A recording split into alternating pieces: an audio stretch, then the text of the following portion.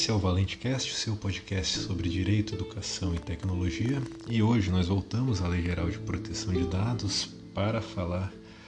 no princípio da minimização dos dados pessoais e a sua aplicação prática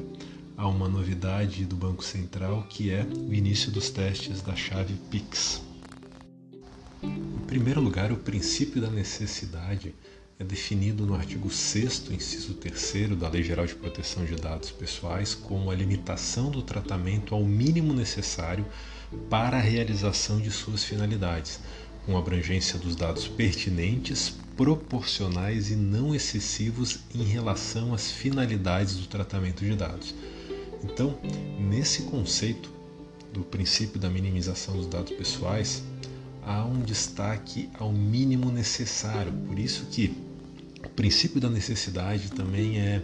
chamado de minimização dos dados, porque impõe ao agente de tratamento, em primeiro lugar, a apresentação de uma justificativa para a necessidade do tratamento, ou seja, ele deve demonstrar que não se pode atingir a finalidade pretendida sem o uso dos dados pessoais.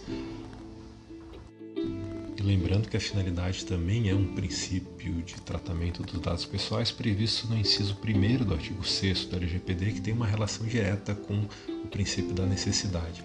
E, em segundo lugar, e com a demonstração dessa necessidade do tratamento dos dados,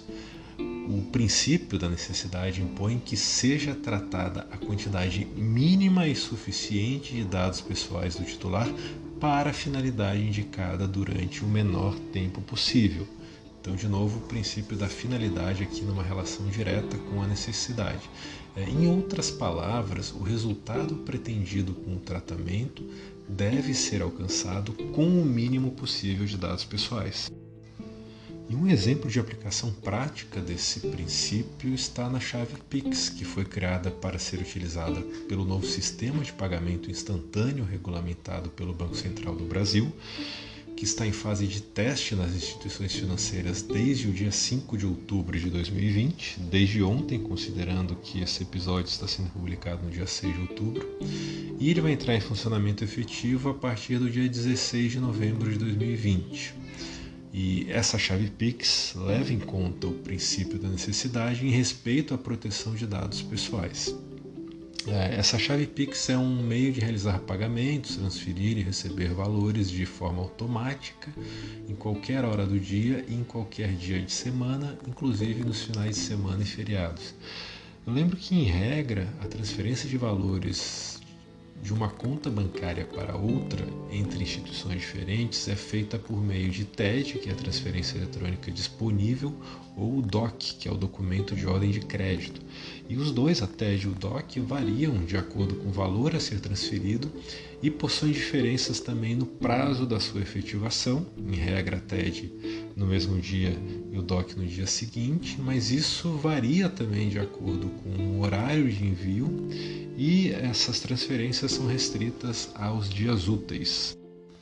A realização da transferência por meio da TED ou do DOC exige diversos dados do destinatário do valor,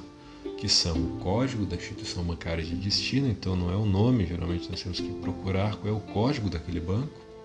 os números da agência e da conta corrente do destinatário, o nome completo e o CPF ou CNPJ do recebedor do valor a ser transferido.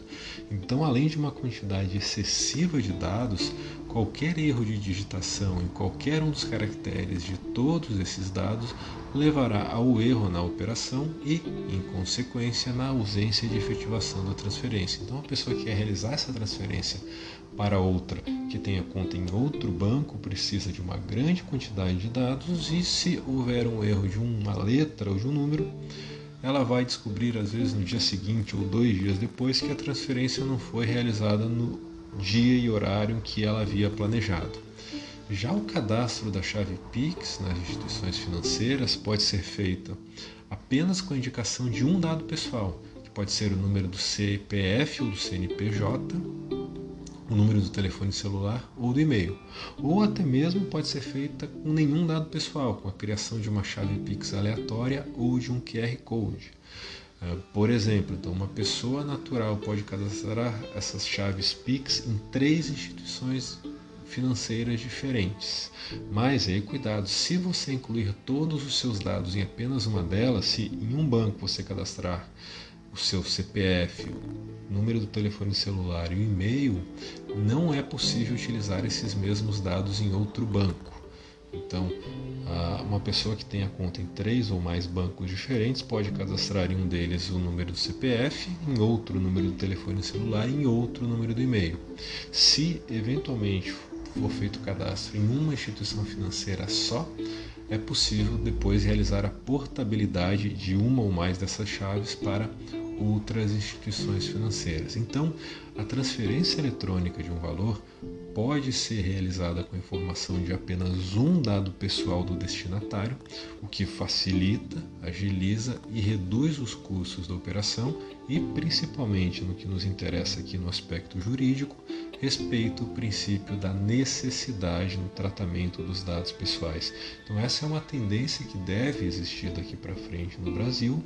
de se pedir, e se utilizar o dado ou os dados pessoais mínimos que forem necessários para a finalidade pretendida.